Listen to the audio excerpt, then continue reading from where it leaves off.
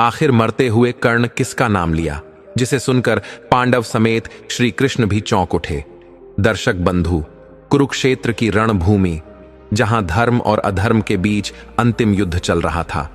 सूर्य अपने अस्त होने को था और चारों ओर रक्त, धूल और टूटी हुई बिंधित आत्माएं बिखरी पड़ी थीं। उन ध्वनियों के बीच एक शरीर ऐसा था जो धरती से नहीं बल्कि अपनी ही प्रतिज्ञा, अपने ही वचनों और अपने ही दुखों से बिंधा पड़ा था। वह शरीर किसी साधारण योद्धा का नहीं था, वह महारथी कर्ण का था। सूर्यपुत्र, दानवीर और वह योद्धा जिसे जीवन भर सिर्फ संघर्ष मिला, न अपनापन न पहचान। रणभूमि में जमीन पर पड़े कर्ण का शरीर रक्त से भीग चुका था, लेकिन उसकी आंखों में अब भी तेज था। उसकी सांसें धीमी हो रही थीं, लेकिन होठों पर कोई अधूरी पुकार तैर रही थी। उसी क्षण श्री कृष्ण पांडवों को लेकर वहां पहुंचे। वे जान चुके थे कि अब यह क्षण केवल एक योद्धा की मृत्यु नहीं, बल्कि किसी गहरे रहस्य के खुलने का क्षण है। भीम, नकुल, सहदेव, अर्जुन सभी स्तब्ध खड़े थे और युधिष्ठिर की आंखों में अजीब सी बेचैनी थी, जैसे किसी अनदेखे सच का आभास उन्हें हो रहा हो। श्री कृष्ण चुप थे, लेकिन उनका चेहरा गंभीर था। उन्होंने कभी कर्ण को शत्रु नहीं माना, बल्कि एक अद्भुत योद्धा और महान आत्मा की तरह देखा। कर्ण ने कांपते हुए हाथों से आकाश की ओर देखा, फिर नीचे झुका और उसके होठों से एक ऐसा नाम निकला, एक ऐसा नाम जिसे सुनकर केवल हवाएं ही नहीं रुकीं, पांडवों की आंखें फैल गईं और स्वयं श्री कृष्ण की मुखमुद्रा बदल गई। उस नाम में एक ऐसा रहस्य छिपा था जो समस्त महाभारत की आत्मा को झकझोर गया। कर्ण की अंतिम सांसों से निकला वो नाम कौन था? दर्शक बंधु, यही है वह क्षण जिसने न सिर्फ युद्ध का अर्थ बदल दिया, बल्कि रिश्तों की उस जटिल गाथा को उजागर कर दिया जिसे काल भी छुपा ना सका। प्रिय दर्शकों, आज हम इस रहस्य को पूरे विस्तार से जानेंगे, तो आपका समय नष्ट न करते हुए कथा को आरंभ करते हैं। लेकिन आगे बढ़ने से पहले आपको यह बता दें कि गरुड़ पुराण में साफ साफ कहा गया है, चाहे वह कोई कथा हो या कोई सीख, अगर उसे बीच में छोड़ दिया जाए तो वह पाप की श्रेणी में आता है। इसीलिए मेरा समस्त भाइयों और बहनों से विनम्र निवेदन है कि कृपया इस कथा को अंत तक अवश्य सुने। और अगर आप एक सच्चे सनातनी हैं तो हमारे चैनल शिव टॉक्स को सब्सक्राइब जरूर करें। साथ ही नीचे जय श्री कृष्ण लिखकर अपना आशीर्वाद और समर्थन देना न भूलें। तो चलिए अब श्रीहरि की कृपा से कथा आरंभ करते हैं। बहुत पुराने युग की वह पावन वेला थी जब उज्जैन की पवित्र भूमि पर राजा जय सिंह का राज्य था। प्रतापी, पराक्रमी और धर्मनिष्ठ कहे जाने वाले इस सम्राट का वह प्रभात काल किसी साधारण दिवस की भांति नहीं था। राजमहल के भव्य सभा मंडप में सन्नाटा था, एक ऐसा मौन जो किसी अदृश्य तूफान से पूर्व की नीरव चेतावनी सा लगता था। राजा का मुख क्रोध से तप रहा था, जैसे उनके भीतर कोई धधकता ज्वालामुखी फूटने को तत्पर हो। मंत्री, सेनापति और सारे दरबारी मौन एक अदृश्य भय से व्याकुल खड़े थे। सबके नेत्र बार बार राज दरबार के द्वार की ओर उठते, जैसे किसी विशेष आगंतुक की प्रतीक्षा हो रही हो। पर यह प्रतीक्षा केवल शारीरिक नहीं थी, यह आत्मा की जिज्ञासा थी जो अपने भाग्य की गहराइयों को जानना चाहती थी। राजा की आंखों में केवल अधीरता नहीं थी, एक छुपी हुई व्याकुलता भी थी। वह जिस योगी की प्रतीक्षा कर रहे थे वह कोई साधारण सन्यासी नहीं था। कहा जाता था कि वह तपस्वी केवल चेहरा देखकर व्यक्ति के भाग्य की रेखाएं पढ़ सकता था। आज राजा जानना चाहते थे, क्या उनका भाग्य उन्हें केवल एक राजा ही नहीं, इस पृथ्वी के समस्त राजाओं में सबसे महान बना सकता है या नहीं? तभी सभा के द्वार से एक दिव्य स्वर गूंजा। एक तेजस्वी, लंबा, गेरुए वस्त्रों में लिपटा साधु भीतर प्रवेश कर रहा था। उसके हाथ में चिमटा था, आंखों में अपूर्व तेज, मुख पर शांति की शाश्वत छाया। उस दिव्यता को देखकर पूरा दरबार एक सहज श्रद्धा से झुक गया। वह साधु राजा के समक्ष नतमस्तक हुआ, परंतु राजा का क्रोध अभी शांत नहीं हुआ था। उन्होंने कठोर स्वर में प्रश्न किया, तुम विलंब से क्यों आए? क्या तुम्हें झांत नहीं कि एक राजा का समय कितना मूल्यवान होता है? साधु ने शांत, निर्मल स्वर में उत्तर दिया, राजन, समय केवल राजाओं का नहीं, तपस्वियों का भी मूल्यवान होता है। फिर भी मैं आपकी सेवा में उपस्थित हूं। कृपा कर प्रश्न करें। राजा ने कुछ संयत होकर कहा, हम अपने भाग्य के विषय में जानना चाहते हैं। क्या हम इस धरती के सबसे महान सम्राट बन सकते हैं? साधु ने गहराई से राजा की आंखों में देखा। उसकी दृष्टि मानो समय के आवरण को भेदती चली गई। कुछ क्षण मौन रहा और फिर बोला, राजन, एक राजा की शक्ति उसकी प्रजा के आशीर्वाद में निहित होती है। आपकी प्रजा दुखी है, आपके व्यवहार से पीड़ित है। जब जन जन की आंखों में आंसू होते हैं, तब राजा की भाग्य रेखा भी मलिन हो जाती है। यदि आप महान बनना चाहते हैं, तो पहले प्रजा का हृदय जीतिए। यह सुनते ही राजा की मुखाकृति कठोर हो गई। उन्होंने उग्र स्वर में कहा, हमने तुम्हें उपदेश सुनने को नहीं बुलाया। उत्तर दो, क्या हम सबसे शक्तिशाली बन सकते हैं या नहीं? दरबार का वातावरण फिर स्थिर हो गया। साधु ने स्थिर दृष्टि से राजा को देखा और गंभीर स्वर में कहा, राजन, आपके भाग्य की रेखाएं अत्यंत जटिल हैं। जो मैं देख रहा हूं वह आपको विचलित कर सकता है। सत्य यह है कि आपकी मृत्यु आपके ही पुत्र के हाथों लिखी गई है। इसे कोई नहीं टाल सकता। यह सुनकर राजा जैसे एक शून्य में डूब गए। सारा दरबार स्तब्ध। फिर जैसे चेतना लौटी और वे क्रोध से कांप उठे। सिंहासन से उठे, तलवार निकाली और गरजते हुए बोले, तूने हमें श्राप दिया है। क्या तू जानता है कि तू किससे बात कर रहा है? अब तेरा अंत निकट है। पर वह साधु पर्वत समान अडिग खड़ा रहा। राजा ने तलवार उसकी ओर तानी और बोला, अब तेरा अंत निश्चित है। तभी वह अलौकिक घटना घटी। साधु के चारों ओर एक दिव्य तेज फैल गया। रंग बिरंगी किरणें उसकी देह से निकलने लगी। वह तेज ऐसा था जैसे अग्नि का गोला हो, परंतु शांत, गूढ़ और आत्मशुद्ध करने वाला। दरबार के हर नेत्र उस चमत्कारी दृश्य पर ठहर गए। राजा की तलवार जहां थी वहीं थम गई। उनके नेत्र उस तेज से चौंधिया गए।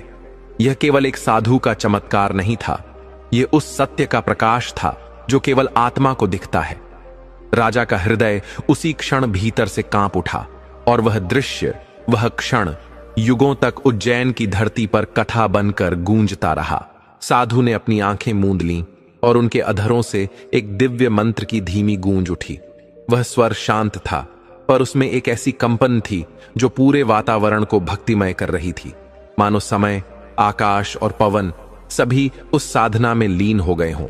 जैसे जैसे मंत्रों की लय बढ़ी, वैसे वैसे एक चमत्कारी प्रकाश लहर बनकर फूटा और उसी प्रकाश में वह साधु विलीन हो गया।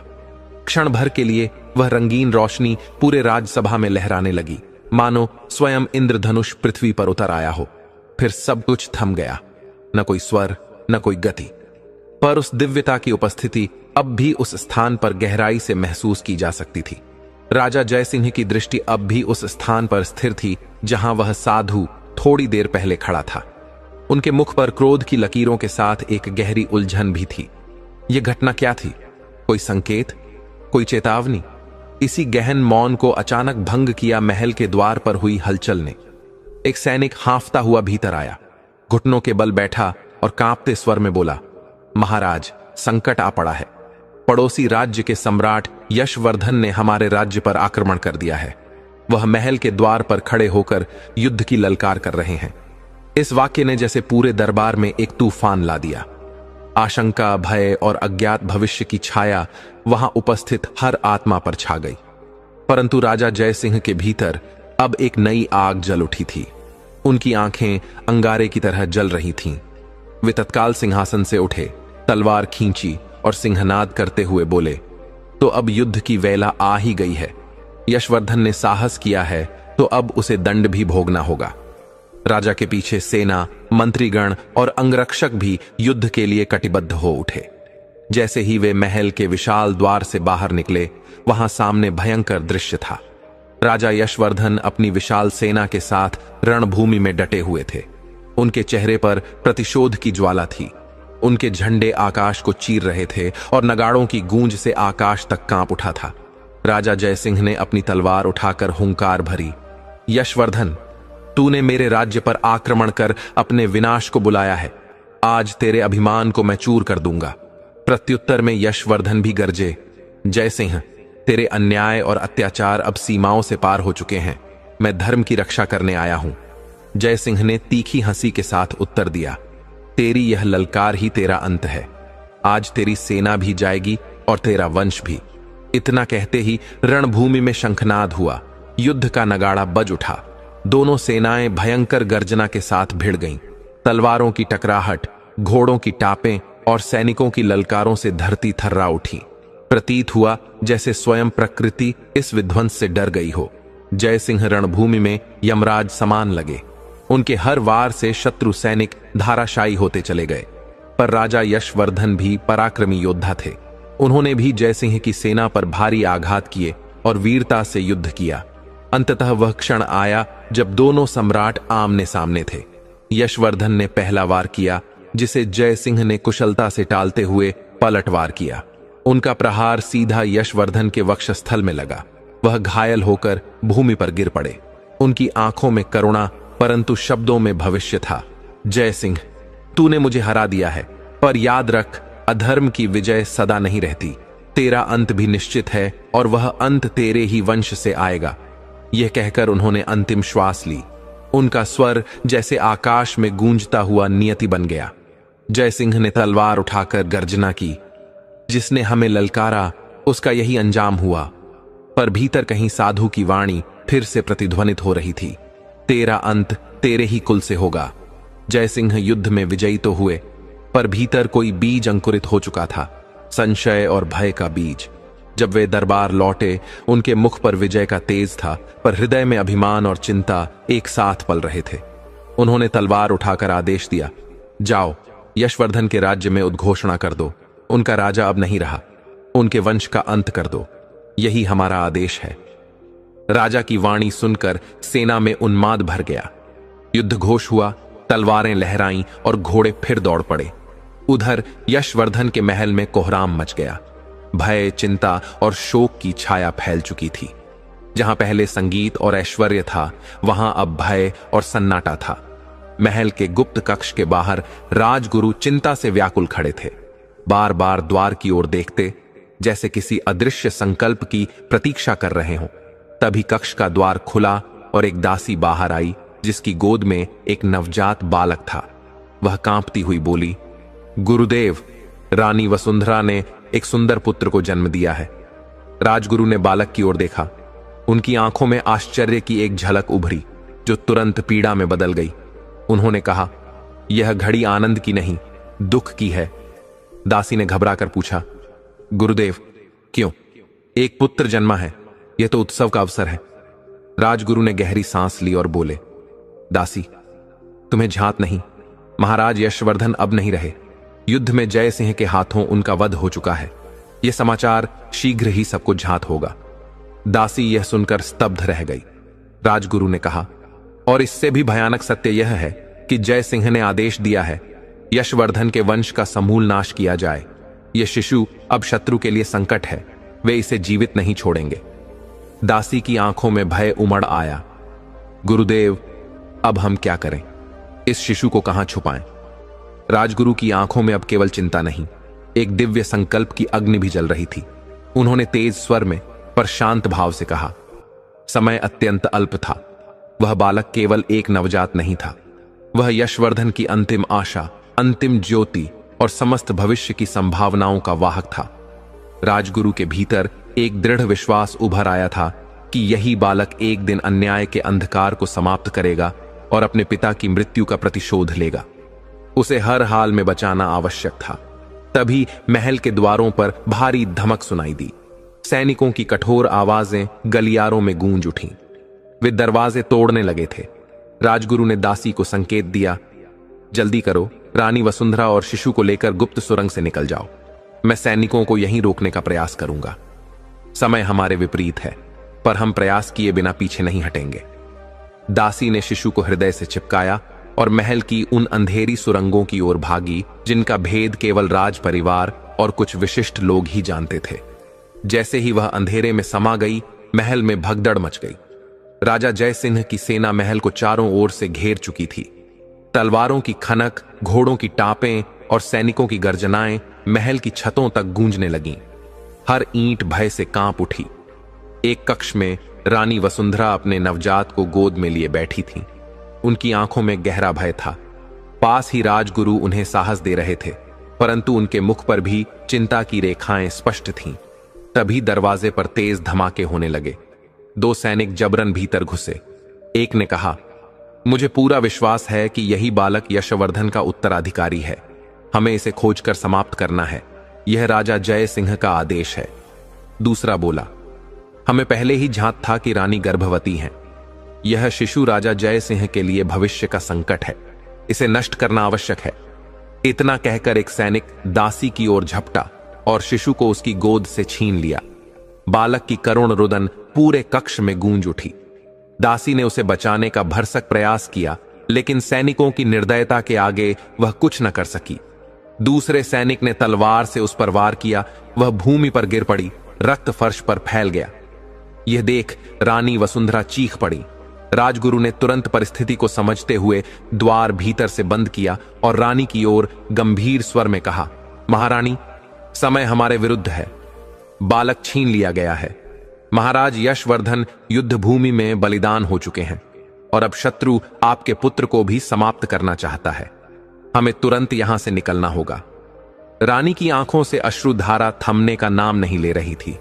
कांपते स्वर में वह बोली, गुरुदेव, मेरा पुत्र कहां है? राजगुरु ने उनका हाथ थामकर कहा, महारानी, यह समय शोक का नहीं, साहस का है। अभी हमें आपको इस मृत्यु के घेरे से सुरक्षित निकालना होगा।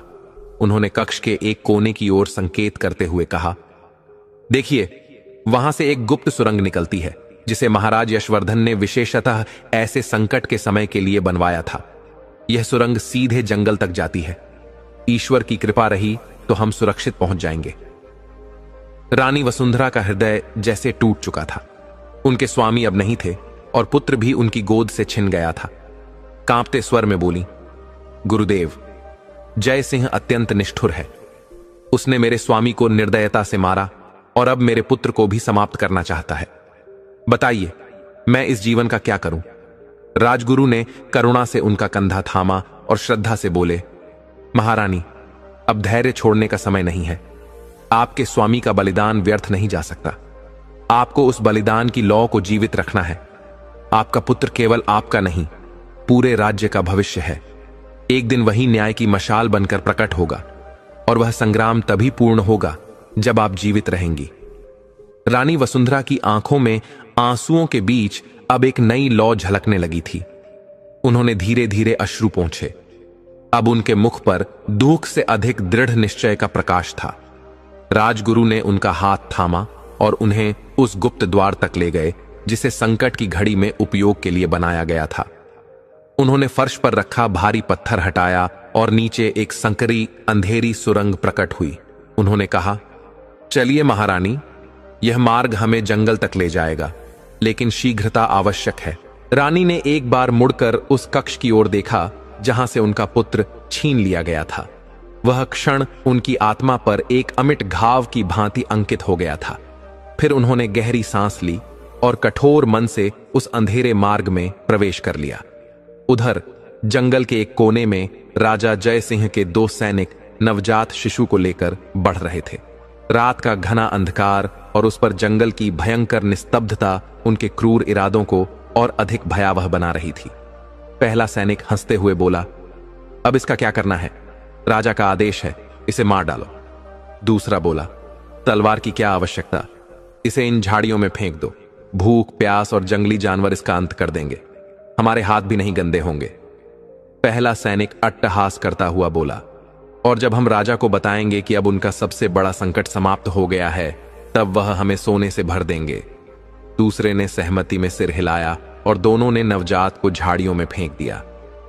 बालक का रुदन जंगल की नीरवता में गूंज उठा। वह रोता रहा, बिलखता रहा, पर उसके करुण स्वर से उन निर्दयी सैनिकों के हृदय नहीं पिघले। वे मुड़े और बोले, चलो, अब राजा को शुभ समाचार देना है। और वे जंगल की दिशा में लौट चले। बालक की पुकार धीरे धीरे रात के सन्नाटे में विलीन होती चली गई। उधर रानी वसुंधरा और राजगुरु जंगल की अंधेरी पगडंडियों पर निरंतर बढ़ते जा रहे थे। हर ओर पेड़ों की सरसराहट, कहीं कहीं जंगली जानवरों की डरावनी आवाजें, पर उनके भीतर भय नहीं था, सिर्फ एक बेचैन साहस, एक उद्दीप्त आस्था और भविष्य को पुनः उज्जवल करने का एक निश्चय जो अब हर सांस में धड़कने लगा था। कुछ दूर चलने के बाद एक छोटी सी कुटिया दिखाई दी। कुटिया के बाहर एक तेजस्वी साधु ध्यान मग्न अवस्था में बैठे थे। उनके मुख पर गंभीरता और शांति का अद्भुत संतुलन था, जैसे वर्षों की तपस्या उनकी आंखों में झलक रही हो। जब साधु ने अपनी आंखें खोलीं तो उनकी दृष्टि रानी और राजगुरु पर पड़ी। वे शांत स्वर में बोले, कहिए राजगुरु, इस घने वन में आप इस समय कैसे, और यह देवी कौन है जिनके मुख पर पीड़ा और व्याकुलता स्पष्ट झलक रही है? राजगुरु ने श्रद्धा से झुककर साधु को प्रणाम किया और बोले, हे पूज्य साधु महाराज, समय संकटमय है। यह देवी रानी वसुंधरा हैं, महाराज यशवर्धन की धर्मपत्नी। उनके साथ घोर अन्याय हुआ है। राजा जयसिंह ने छल से महाराज का वध कर दिया और नवजात शिशु को उनसे छीन लिया। रानी स्वयं अब अपने प्राणों के लिए भाग रही हैं। हम आपकी शरण में हैं। साधु ने सब सुना। फिर उन्होंने एक लंबी सांस ली और गहन स्वर में कहा, जो हो चुका है वह विधाता की इच्छा थी। होनी को कोई नहीं टाल सकता, लेकिन हर अंधकार के बाद एक नई सुबह जन्म लेती है। जब तक समय अनुकूल ना हो, रानी वसुंधरा मेरी इस कुटिया में रहेंगी। वे मेरी शरण में पूर्णतः सुरक्षित हैं। यह सुनकर अब तक अपने आंसुओं को रोक रही रानी वसुंधरा फूट फूट कर रो पड़ी। साधु ने उन्हें सांत्वना दी और कहा, निराश मत होइए। ईश्वर की लीला अकल्पनीय होती है। जहां अंत दिखता है वहीं कोई नई शुरुआत भी छिपी होती है। रानी की पीड़ा गहरी थी। कांपते स्वर में वह बोली, कैसे न हो हम निराश साधु महाराज। पहले मेरे स्वामी को मुझसे छीन लिया गया, अब मेरे पुत्र को भी। मैं उसका चेहरा तक नहीं देख सकी। अब जीवन में क्या शेष बचा है? साधु ने दया और प्रेम की दृष्टि से देखा। जीवन में जो कुछ होता है वह व्यर्थ नहीं होता। हर घटना के पीछे कोई उद्देश्य होता है। आपके पुत्र को ईश्वर ने किसी महान कार्य के लिए भेजा है। यह मत सोचिए कि वह लुप्त हो गया है। यदि भाग्य में पुनर्मिलन लिखा है तो आप अवश्य मिलेंगी। बस विश्वास ना टूटने दें। रानी ने वचनों को ध्यान से सुना। उनके भीतर एक हल्की सी उम्मीद फिर से जागी। अब भी दुख था, पर उस पीड़ा में विश्वास की एक झलक भी शामिल हो गई थी।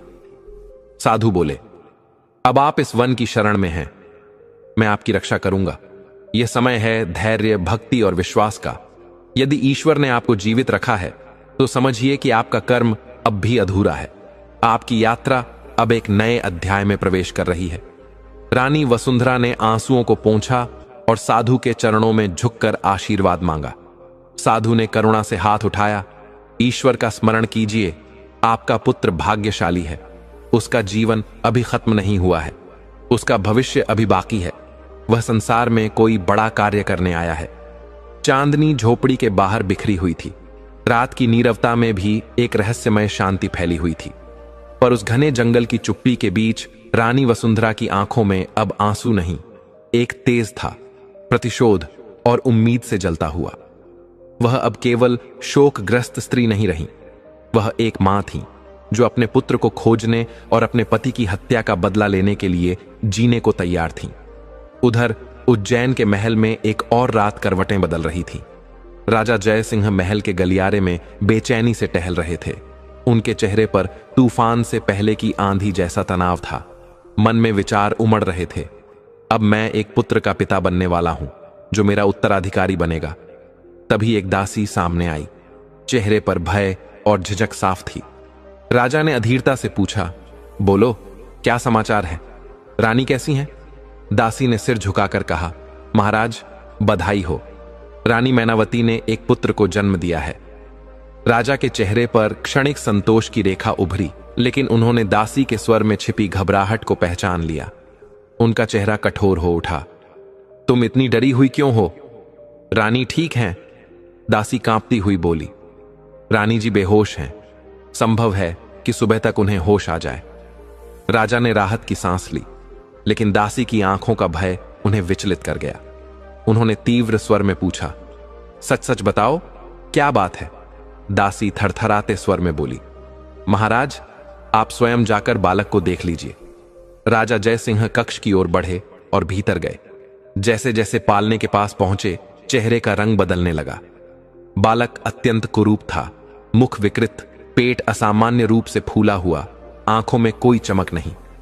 राजा सन्न रह गए। यह मेरा पुत्र नहीं हो सकता, यह कोई अभिशाप है। उन्होंने बड़बड़ाया, अगर यह बात महल के बाहर फैल गई तो मेरी प्रतिष्ठा मिट्टी में मिल जाएगी। दूसरे राज्य हंसेंगे। यह बालक गद्दी की मर्यादा को कलंकित करेगा। साधु ने करुणा से हाथ उठाया, यही आपका धर्म है और यही इस बालक की नियति। इसे ऐसा वीर बनाइए जो सत्य, करुणा और न्याय का प्रतीक बने।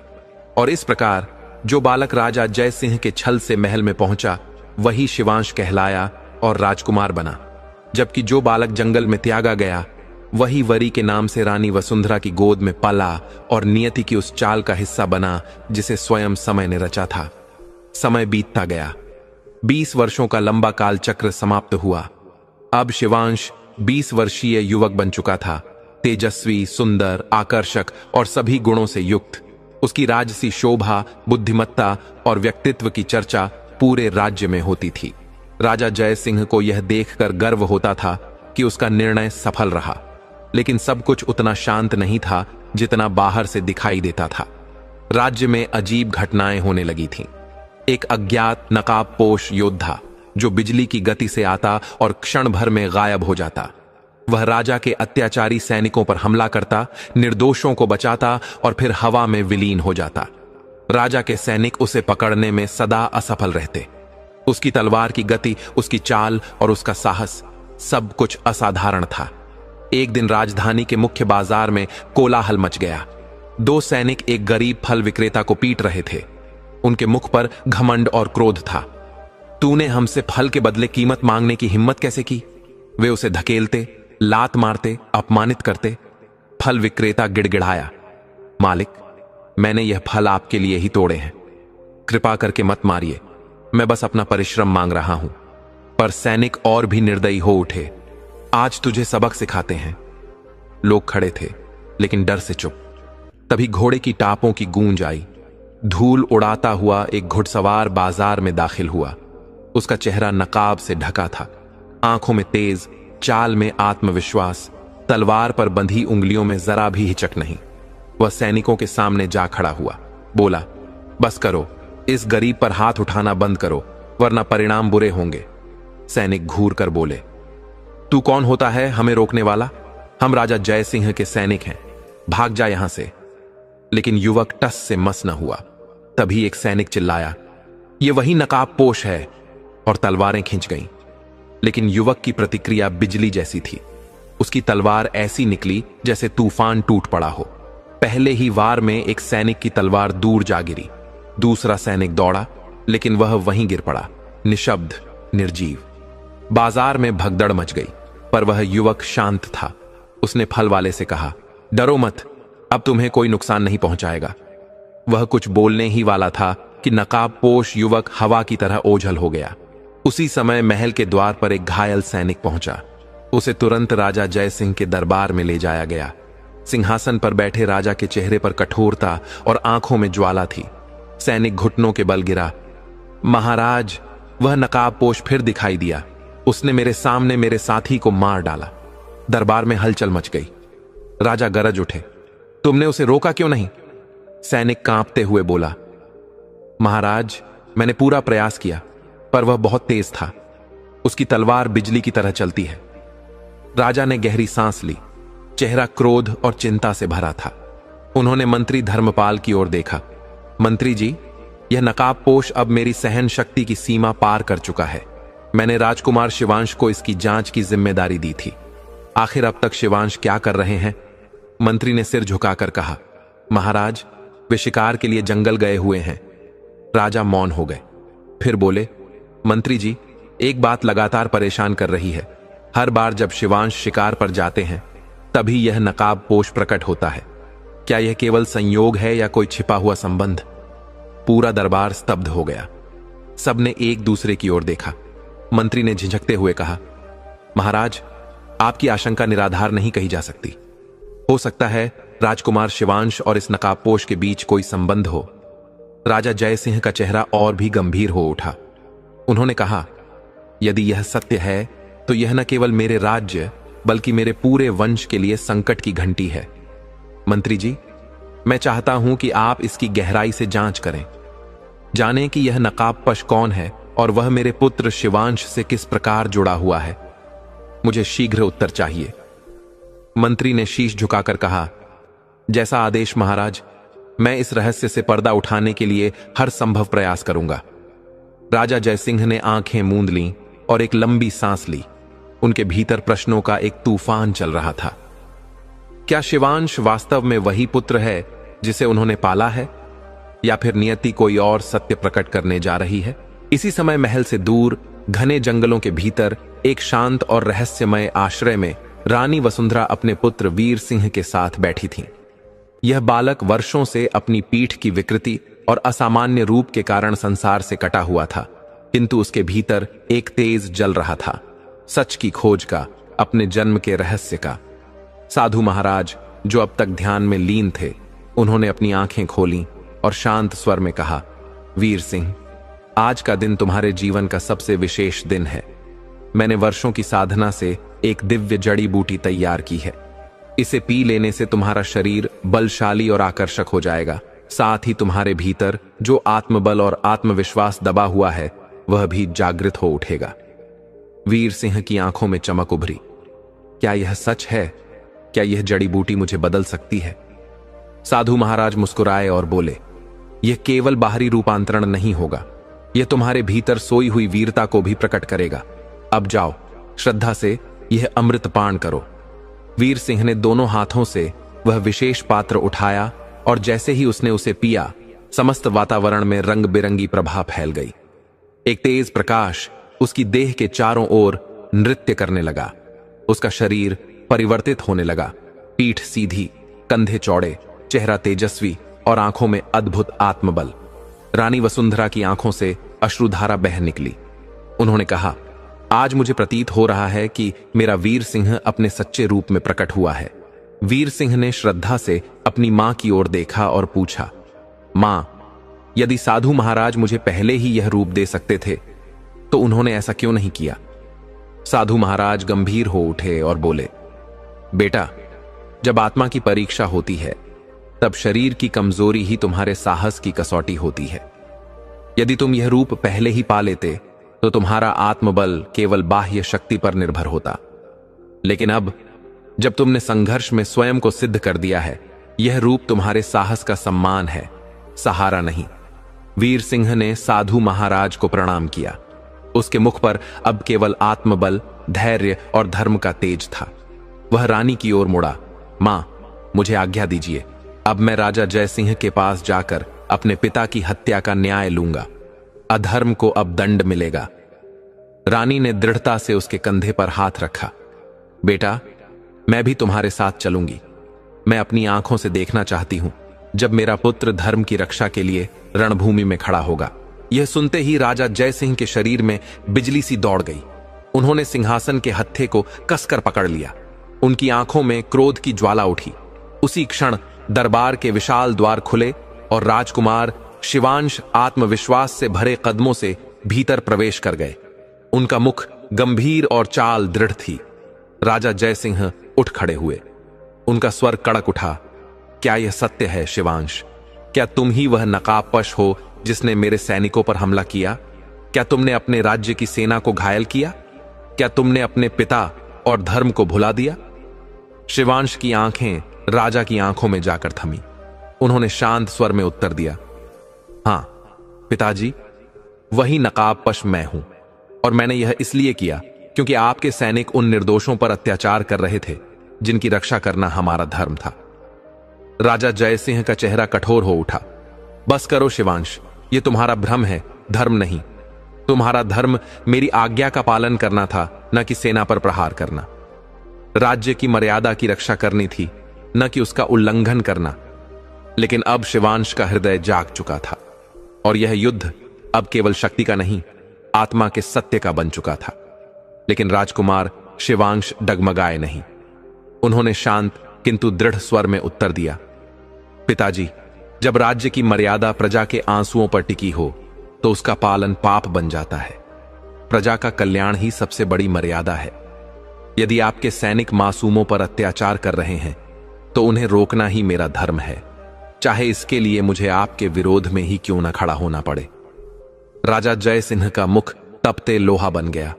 उन्होंने क्रोधित होकर सिंहासन पर बैठते हुए कहा, शिवांश, तुम्हारी यह धृष्टता अब सहन नहीं की जाएगी। तुमने मेरे राज्य के नियमों को तोड़ा है, मेरी सेना को कमजोर किया है और मेरे गौरव को ठेस पहुंचाई है। तुम्हारे इस अपराध को मैं कभी क्षमा नहीं करूंगा। शिवांश ने विनम्रता से सिर झुकाया, लेकिन स्वर में मजबूती बरकरार रखी। यदि आप मुझे दंड देना चाहते हैं तो मैं उसे सहर्ष स्वीकार करूंगा, पर स्मरण रहे, मैंने जो कुछ भी किया वह केवल और केवल प्रजा की रक्षा के लिए किया। सारा दरबार स्तब्ध था। एक ओर पिता पुत्र के बीच धर्म और कर्तव्य की टकराहट थी, तो दूसरी ओर सच्चाई की गूंज जो दीवारों से टकरा रही थी। तभी दरबार के विशाल द्वार अचानक खुल गए। भीतर से एक तेजस्वी युवक प्रवेश करता दिखाई दिया। उसके साथ थी रानी वसुंधरा। युवक के मुख पर दिव्य तेज था, आंखों में प्रतिशोध की ज्वाला और चाल में निडरता।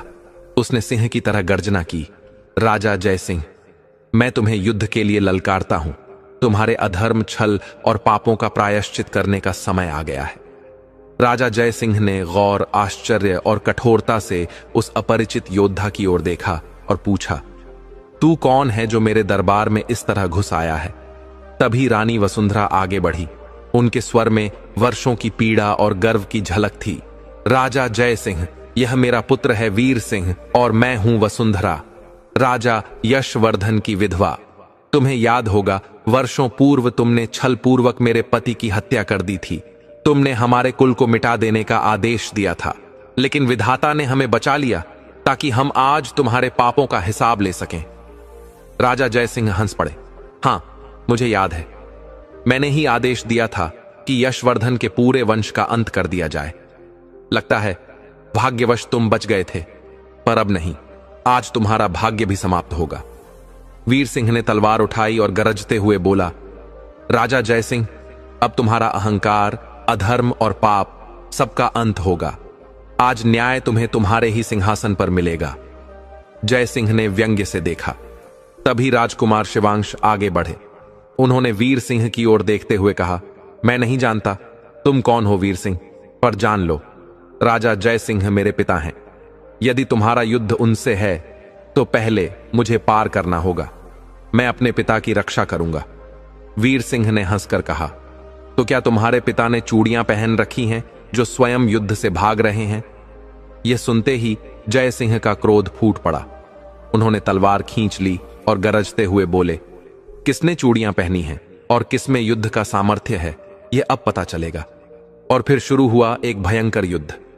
दरबार के बीचों बीच राजा जय सिंह और वीर सिंह आमने सामने खड़े थे।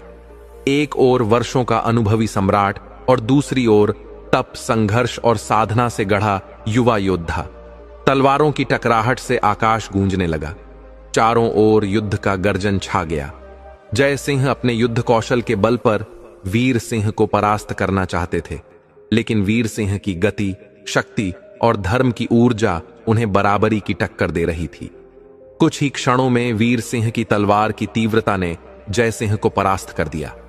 राजा जय सिंह घायल होकर भूमि पर गिर पड़े। दरबार में गहरा सन्नाटा छा गया। राजकुमार शिवांश भागकर अपने पिता के पास पहुंचे। उन्होंने उन्हें सहारा दिया और नम्र स्वर में बोले, पिताजी, यह उसी अन्याय का फल है जिसे आपने वर्षों तक बोया। आपने प्रजा पर अत्याचार किया, उनके दुखों को अनदेखा किया।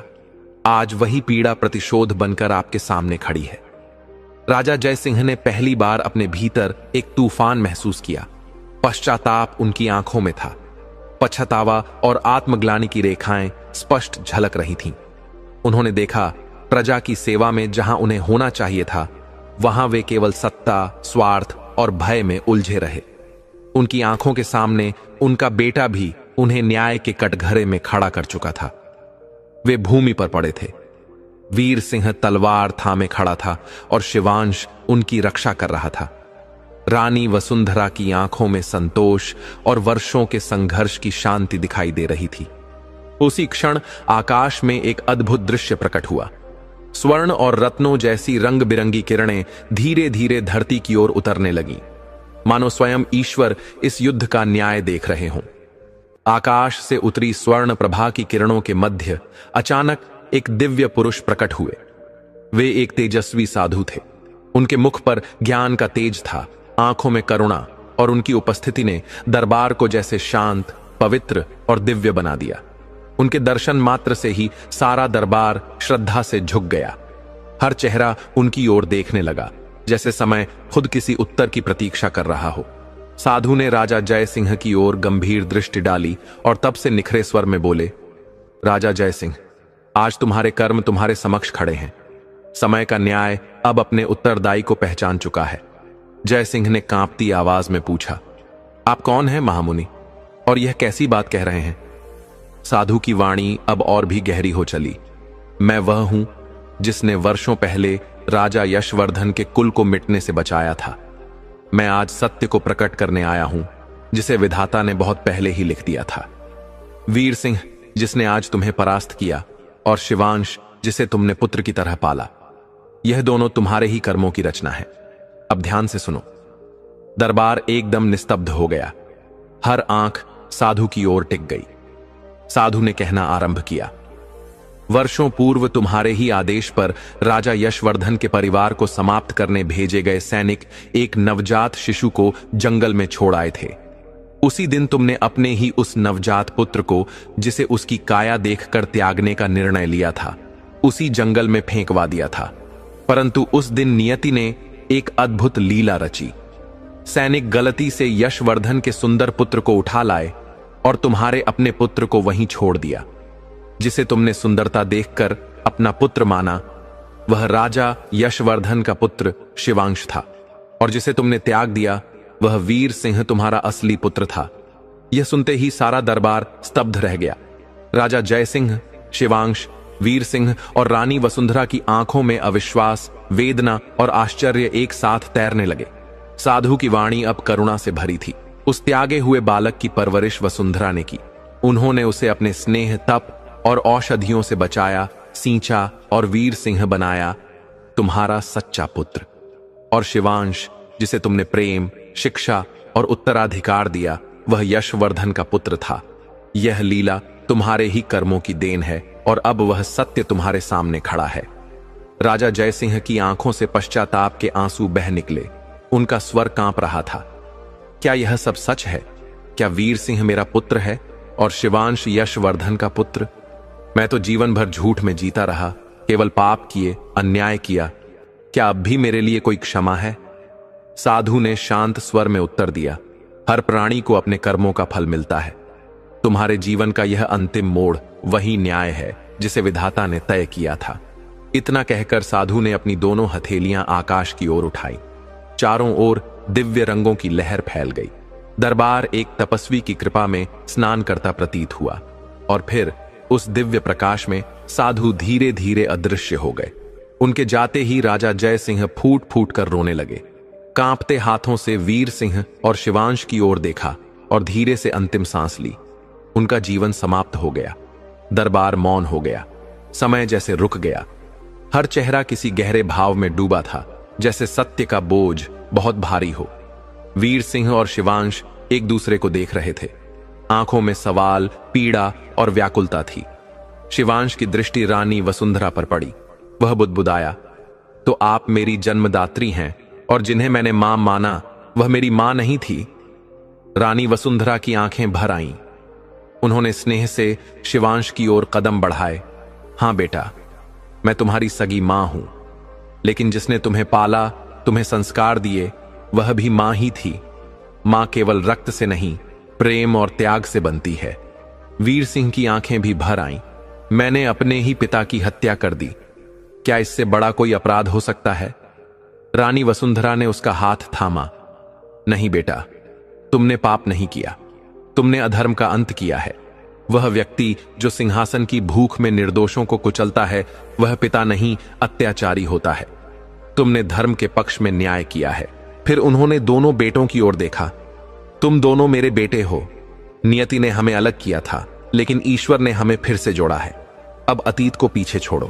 तुम्हारा धर्म इस राज्य की सेवा करना है। वीर सिंह और शिवांश की आंखें एक दूजे से मिली। अब उनमें अपनापन था। शिवांश मुस्कुराया। भाई, मैं अन्याय के विरुद्ध खड़ा था, तुम्हारे नहीं, और आज मुझे गर्व है कि तुम मेरे सगे भाई हो। वीर सिंह हंसते हुए उससे लिपट गया। उन दोनों भाइयों के मिलन से दरबार जयघोष से गूंज उठा। सैनिकों और प्रजाजनों ने करतल ध्वनि से स्वागत किया। राज्य अब क्रूरता से मुक्त हो चुका था। करुणा और न्याय का युग आरंभ हुआ। शिवांश और वीर सिंह ने मिलकर राज्य की बागडोर संभाली। वे धर्म, न्याय और करुणा से राज्य चलाने लगे। रानी वसुंधरा उनके बीच त्याग और मातृत्व की प्रतिमा बन गई। राज्य में उत्सव का वातावरण फैल गया। लोग सड़कों पर उमड़ पड़े। वर्षों की वेदना के बाद हर मन हर्षित था। यह कहानी केवल एक सिंहासन, एक राज्य या दो भाइयों की नहीं थी। यह उन रिश्तों की थी जिन्हें कभी जन्म से तो कभी कर्म से पाया जाता है। यह उन क्षणों की थी जब सत्य सामने आता है और झूठ की बुनियाद गिर जाती है। राजा जय सिंह का जीवन इस सच्चाई का प्रतीक बन गया कि महान वही होता है जो न्याय और करुणा से राज्य करे, न कि अहंकार और लोभ से। जिसने सुंदरता के आधार पर पुत्र को चुना, उसे नियति ने उसका दर्प दिखाया। साधु की बात कोई श्राप नहीं, चेतावनी थी। एक आईना जो दिखा गया कि भाग्य से ऊपर कर्म होता है। जो पिता अपने पुत्र को त्याग देता है, समय उसे उसका मूल्य अवश्य दिखाता है। रानी वसुंधरा का मातृत्व यह सिखाता है कि मां केवल रक्त से नहीं होती, त्याग, ममता और संस्कारों से बनती है। उनका प्रेम उन दो बेटों को जोड़ गया जो राजनीति की गलियों में बिछड़ गए थे। वीर सिंह और शिवांश का मिलन यह सिखाता है कि धर्म का मार्ग तलवार से नहीं, हृदय से तय होता है। न्याय की विजय आत्मा की सच्चाई से होती है। जब तक सत्य, प्रेम और धर्म जीवित हैं, अधर्म, अन्याय और घमंड की उम्र बहुत छोटी होती है।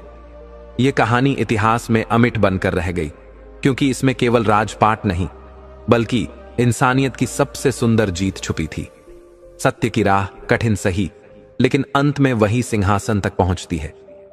इस अद्भुत और गूढ़ कथा के माध्यम से महाभारत के महानायक कर्ण के जीवन से हम 3 ऐसी अमूल्य सीखें प्राप्त करते हैं जो विशेष रूप से कलयुग के मानव के लिए मार्गदर्शक बन सकती है।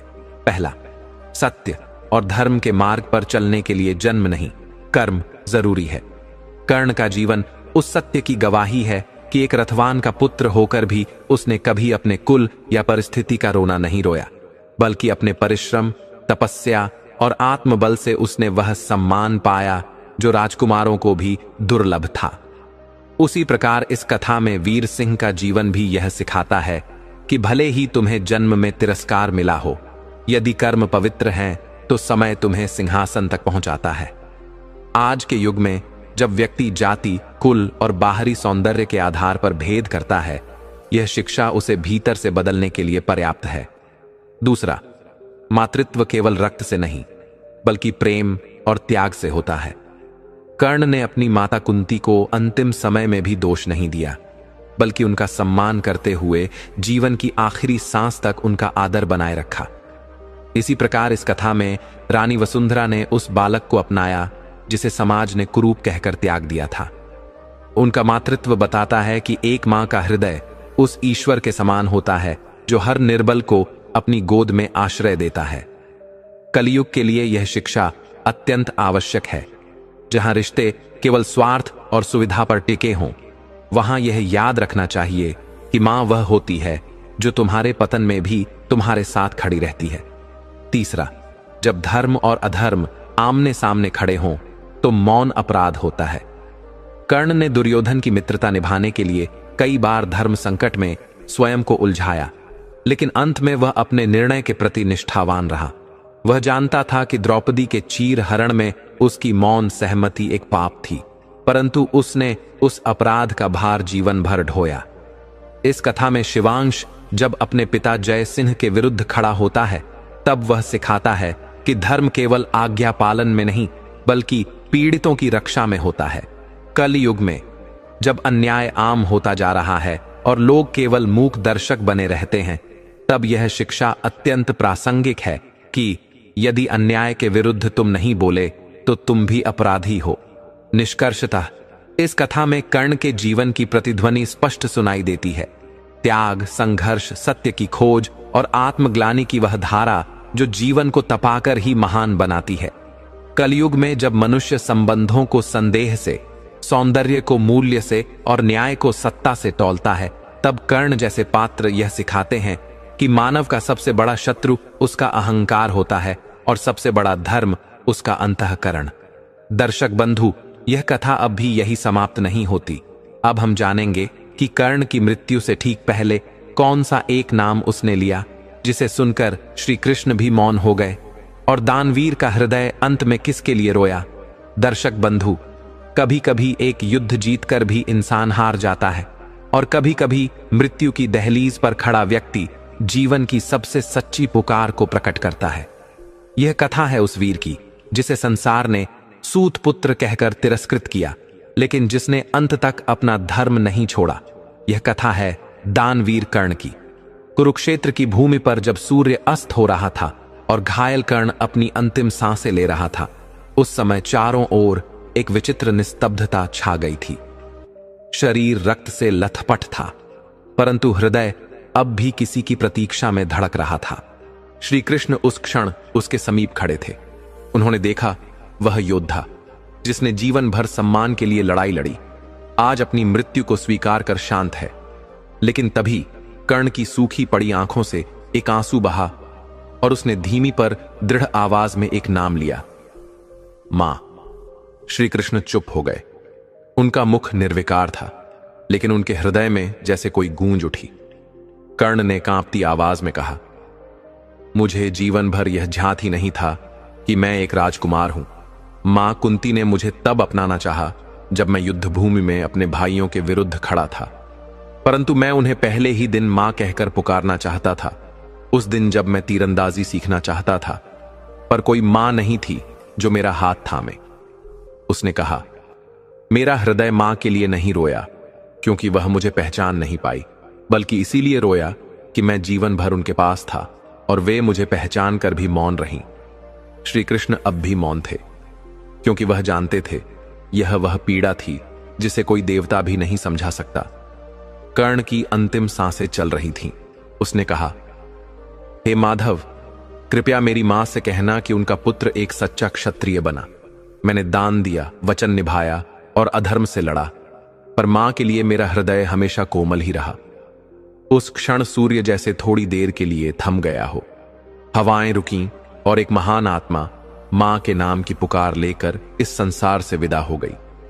श्री कृष्ण ने झुककर उसकी आंखें बंद कीं और धीरे से बोले, कर्ण, आज तुमने जो नाम लिया वह न केवल तुम्हारी मां के लिए है, बल्कि उस मातृत्व के लिए है जिसे तुमने कभी पाया नहीं, पर फिर भी उसका आदर किया।